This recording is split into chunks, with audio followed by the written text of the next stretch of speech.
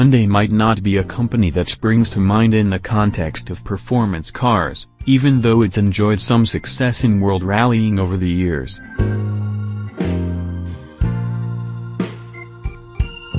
And yet here we are, putting the Korean brand's new hot hatch, the i30N Performance, up against one of our favorite fast 5-doors in the shape of the Honda Civic Type R.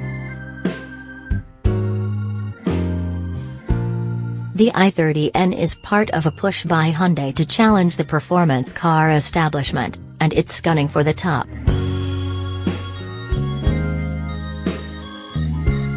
The Honda is our current favorite choice in this market with its incredible combination of agility, straight-line pace and everyday usability. If the newcomer wants to rise to the top, it has to beat the best, which is why it's paired against the Honda here. With decades of development behind the Civic, does the Hyundai stack up?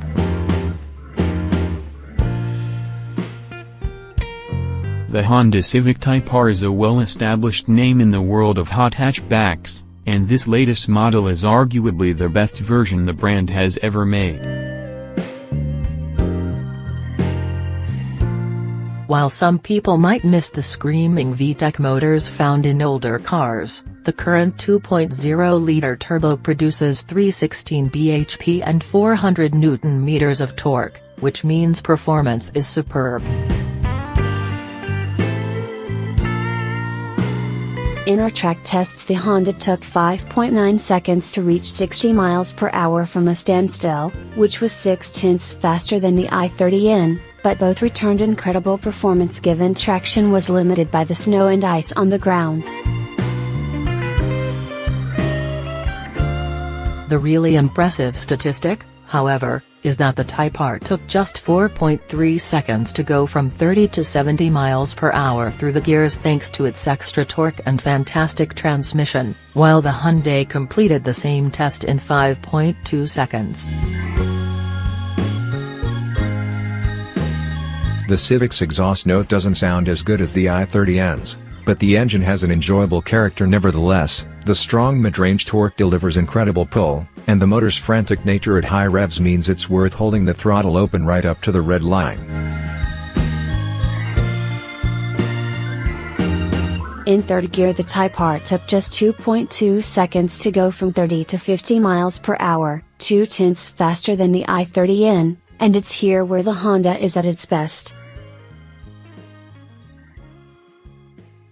That's because this is the sort of speed you'll be doing as you come out of a corner, and together with the Civic's brilliant limited slip differential, the performance is explosive.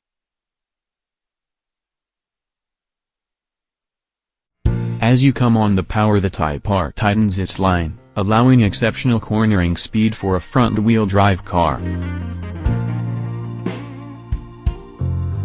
The Hyundai's diff has a similar effect, but it's not quite as aggressive, and the Honda's extra power delivers more excitement. The Type R's steering is more communicative than the i30N's, and it's enjoyable whether you're pushing hard or just going to the shops. The Type R's adaptive dampers can be set to Comfort, Sport and Plus R modes.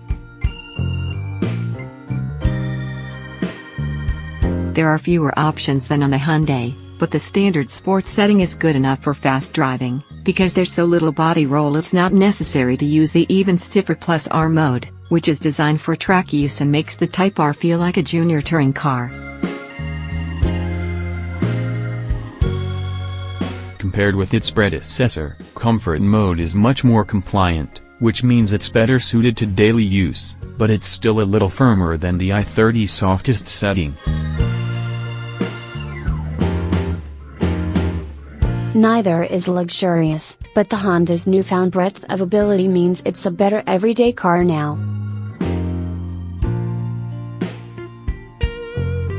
The i30N is Hyundai's first proper attempt at a performance car, and it's more than a solid effort.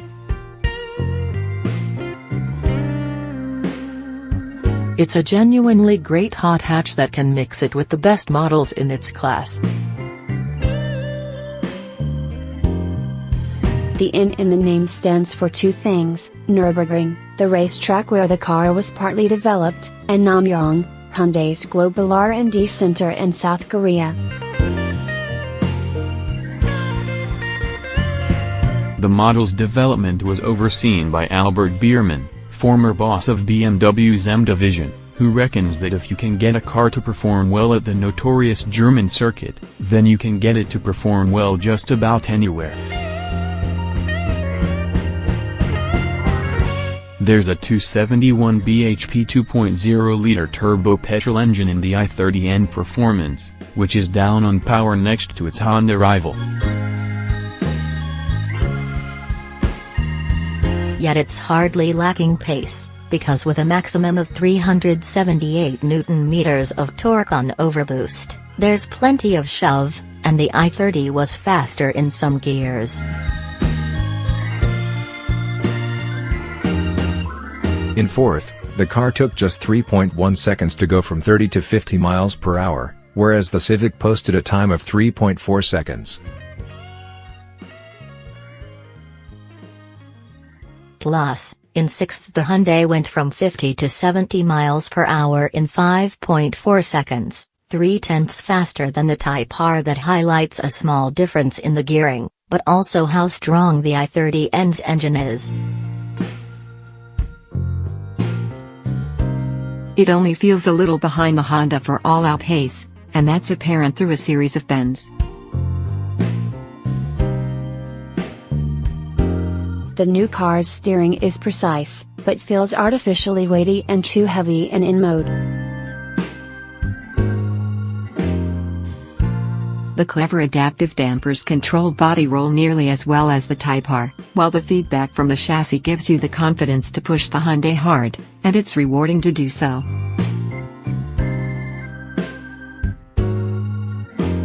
It's not quite as razor-sharp as the Civic in the most hardcore setting, partly because the i30's 49 kg heavier curb weight dulls the responses slightly, but the i30N is a little more comfy with the dampers in their softest setting. Just like Honda's Plus R mode, the i30's N setting is too stiff for British roads, with extremely tautly controlled vertical movement, so it's best saved for track days. There's also a custom mode in the i30N that can be set up how you like it.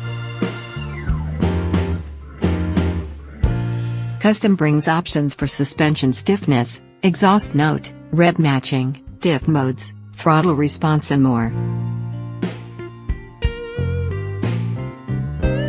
It can take a while to set those parameters up to your liking, but once dialed in it's easy to switch it on and off with the N button.